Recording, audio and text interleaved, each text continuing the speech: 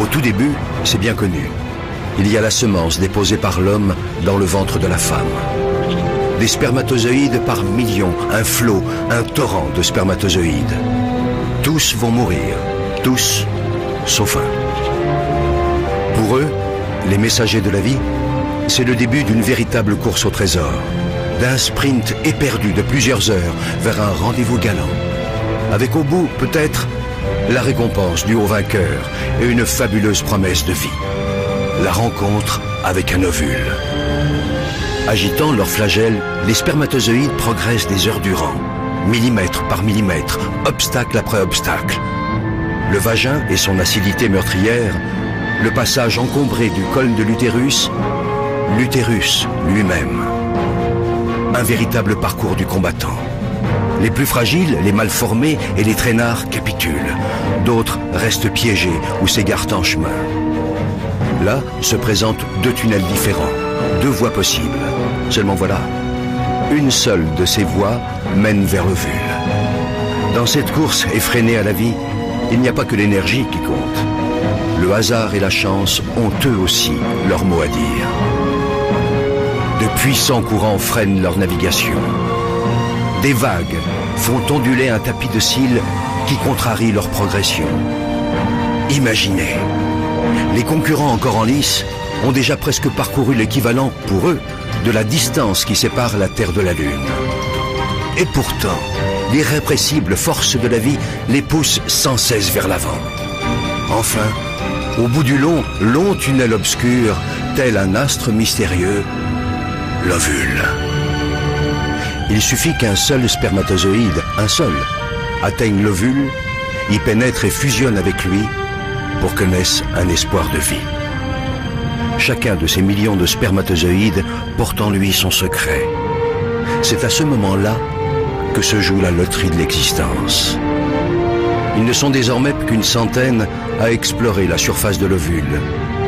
Quelques-uns seulement parviennent à se faufiler jusqu'à la capsule. Formidable armure protectrice. Dernière agitation, ultime frénésie. Soudain, l'un d'entre eux finit par trouver la voie. Ça y est, c'est lui, le seul, l'unique. Aussitôt percé, la carapace durcit et les autres spermatozoïdes se heurtent à une barrière infranchissable. Pour eux, le voyage est terminé. Si près du but.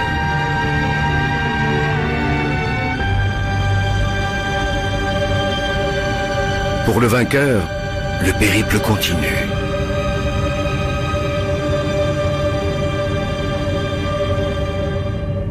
Il perd son flagelle, devenu inutile, et libère son trésor.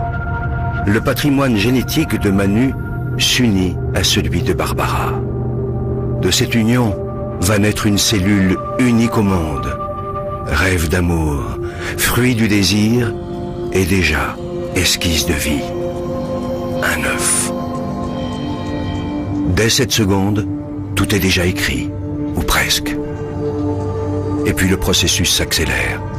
Une nouvelle vie s'organise. Une nouvelle aventure commence.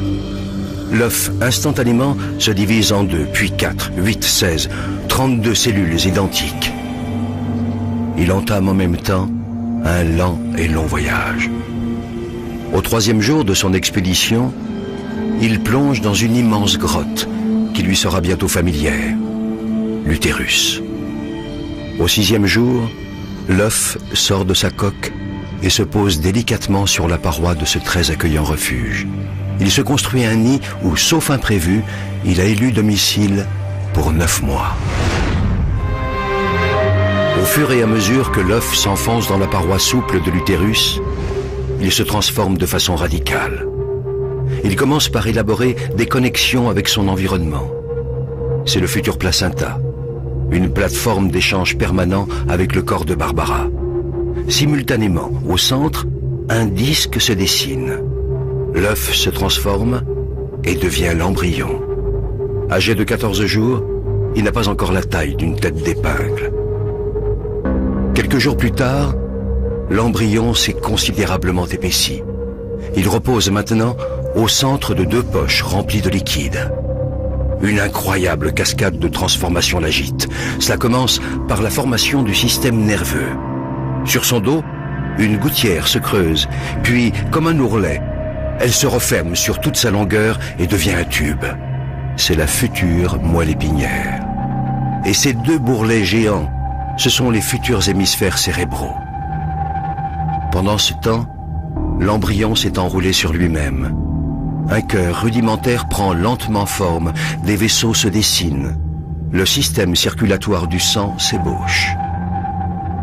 Au fur et à mesure de sa croissance, l'embryon ressemble d'abord étrangement à un poisson, puis un peu plus tard, à un batracien et enfin à un reptile. Tout cela est dans l'ordre des choses. L'embryon humain en formation passe par toutes les étapes de l'évolution des espèces. Il lui reste même encore une queue, qu'il perdra bientôt. En moins de 4 semaines, l'œuf est passé d'une seule à plusieurs millions de cellules parfaitement organisées entre elles. Car ce minuscule organisme est le génial architecte de sa propre construction. Attardons-nous un instant sur un phénomène mystérieux parmi tant d'autres. Une histoire de cœur. Un cœur qui bat. Toutes ces petites boules rouges, ce sont les cellules du futur cœur. L'une après l'autre, elles s'animent et se mettent toutes à pulser à l'unisson. Cette rythmique primaire, c'est le tam-tam de la vie, la pompe du cœur. La machine à vie est enclenchée. L'embryon n'a que 22 jours et mesure désormais 2 mm. Débute alors une nouvelle et spectaculaire métamorphose. 4 semaines, scandées par une multitude de transformations, vont modeler notre petit mammifère aquatique. Puisant via le placenta nourriture et énergie dans le corps de sa mère, l'embryon prend lentement forme humaine. La forme du visage s'esquisse et s'enrichit bientôt de 2 petits renflements sombres qui deviendront les yeux. Des yeux encore dépourvus de paupières, mais des yeux déjà.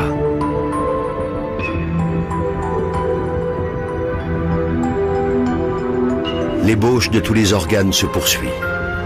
Les cartilages des os, les muscles et les tendons se développent progressivement. L'embryon est maintenant âgé de 34 jours et mesure 5 mm. Sa croissance s'accélère à tel point que chaque jour, il grandit d'1 millimètre. Si les bras et les jambes se dessinent, la queue, elle, se résorbe peu à peu et laissera bientôt place au coccyx.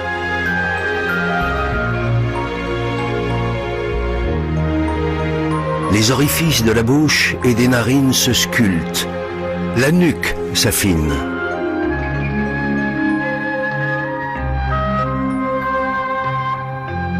Le cerveau, lui, poursuit en parallèle sa fulgurante évolution et se prépare déjà à devenir le chef d'orchestre de l'ensemble des fonctions humaines. Le petit homme est âgé de 44 jours. Il mesure 17 mm.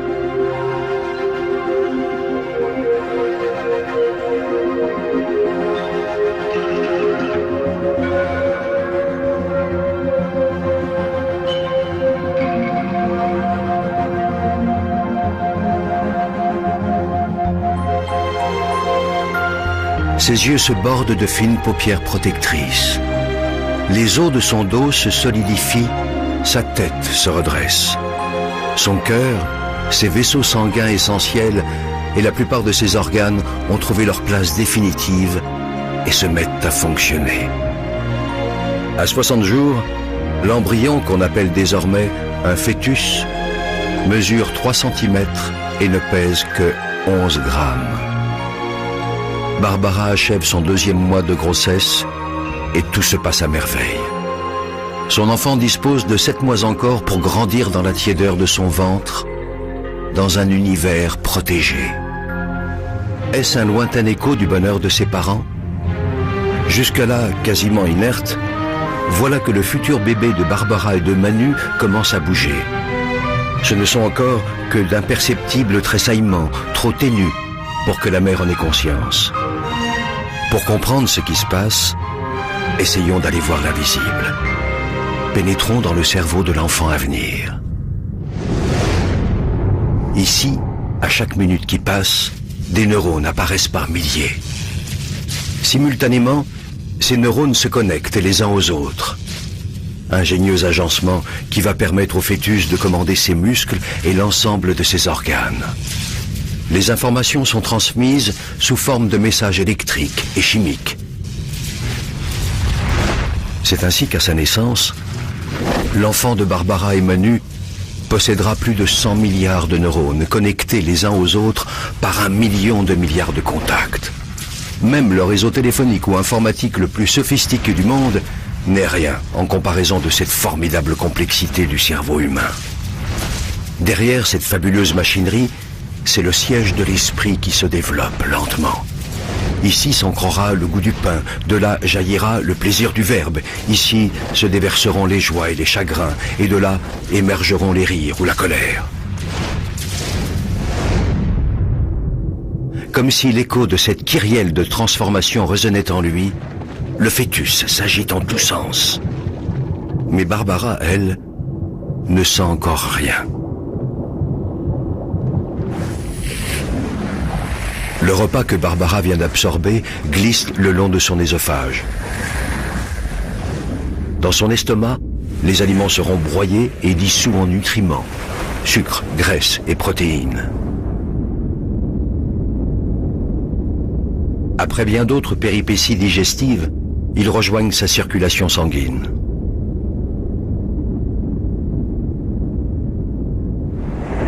Là, dans le placenta, ces nutriments vont passer de la mère à l'enfant à travers un filtre d'une stupéfiante efficacité. Il rejette les éléments trop volumineux comme par exemple la plupart des bactéries qui pourraient lui faire du mal. Les autres, plus petits, peuvent franchir le barrage. Oxygène, sucre, graisse, protéines, vitamines, minéraux, mais aussi, attention, l'alcool et la caféine.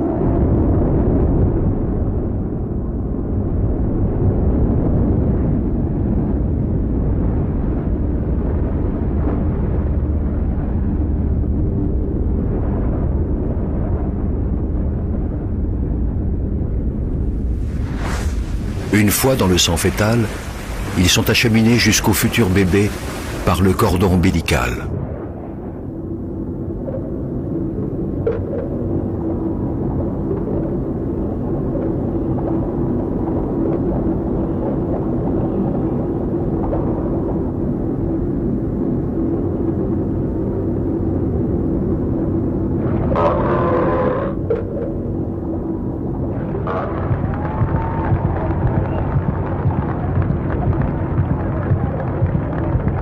Heureusement pour lui, le fœtus possède son airbag personnel. C'est le liquide amniotique qui le protège des secousses et des chocs. Le petit en est à son 3e salto avant et son cœur atteint bien vite les 220 pulsations par minute. Mais dès que les pirouettes maternelles cessent, le bébé s'apaise à son tour et son rythme cardiaque redescend autour de 160 pulsations, ce qui est, malgré tout, le double de celui de sa mère. Une partie de la fumée que Barbara inhale parvient jusqu'à son bébé. Les toxines, en effet, traversent le filtre du placenta. Le fœtus est extrêmement sensible au tabac et il n'a aucun moyen de s'en protéger. La menace est considérable, car toxines et nicotine freinent le développement de l'organisme. Le bébé court donc le risque de naître trop petit ou avant terme.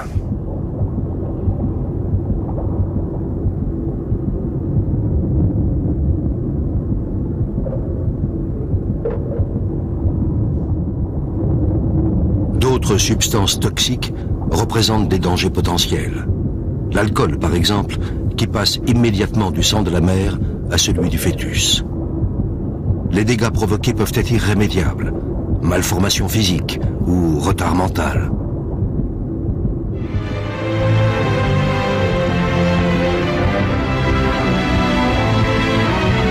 Le fœtus, à mi-chemin de son évolution, est encore bien petit. Ses organes sont déjà formés et en place. Désormais, ils vont se développer à un rythme constant et régulier.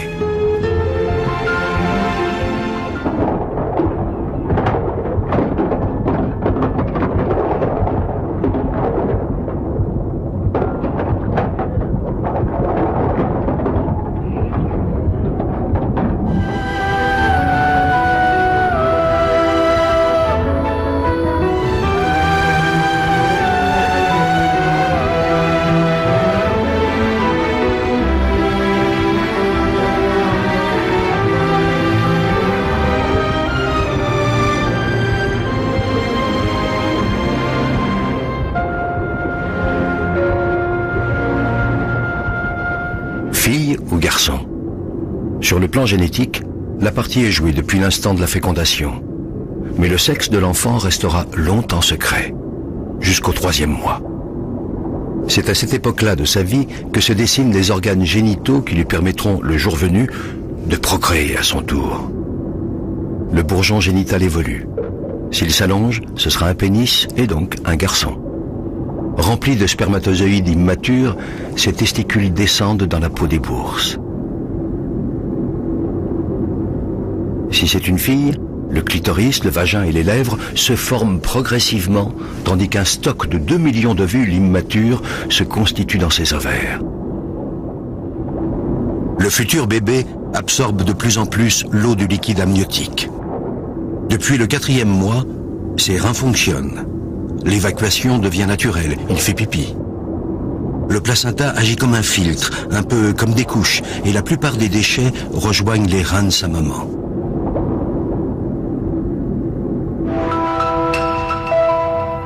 Grâce à l'échographie, le mystère est levé. Ce sera donc une fille. Rappelez-vous, le grand loto de l'existence. Le spermatozoïde de Manu était porteur du chromosome sexuel féminin. Ici, nous entrons dans le monde fascinant de l'hérédité, et c'est au microscope qu'il faut observer ce prodige de la nature. Au commencement, à l'instant de la fécondation, la combinaison des patrimoines génétiques de Barbara et Manu a donné naissance à un œuf unique, portant toutes les potentialités de leur future petite fille. Ces caractéristiques sont inscrites au cœur des gènes et ces gènes sont enfilés comme des perles sur un long collier qu'on appelle l'ADN. Mais la magie ne s'arrête pas là. Chaque fois qu'une nouvelle cellule se divisera au cours du développement de l'embryon, puis du fœtus, l'ADN se reproduira à l'identique dans chacune des cellules.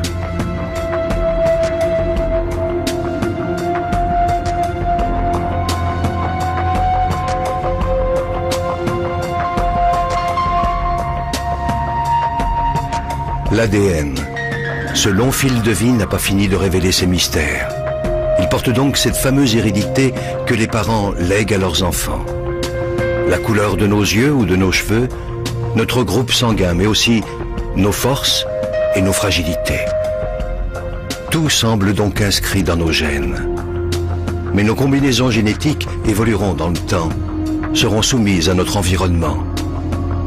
Beaucoup reste donc à écrire, et heureusement.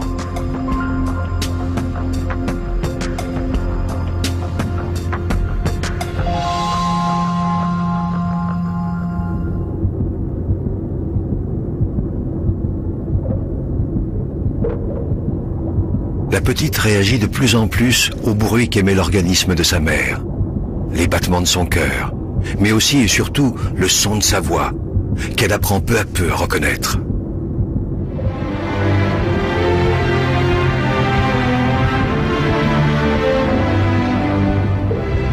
À 6 mois, l'ossification du squelette se poursuit encore. À sa naissance, le puzzle de son squelette comptera jusqu'à 300 pièces. Nombre de ces os fusionneront plus tard. Au final, à l'âge adulte, il y en aura 206. Les mouvements de Julia sont de plus en plus précis, amples, harmonieux. Elle ne se fait pas prier pour exercer ses nouveaux talents. La communication entre Julia et Barbara se fait chaque jour plus riche. Émotion, appréhension, joie et stress sont vécus à l'unisson.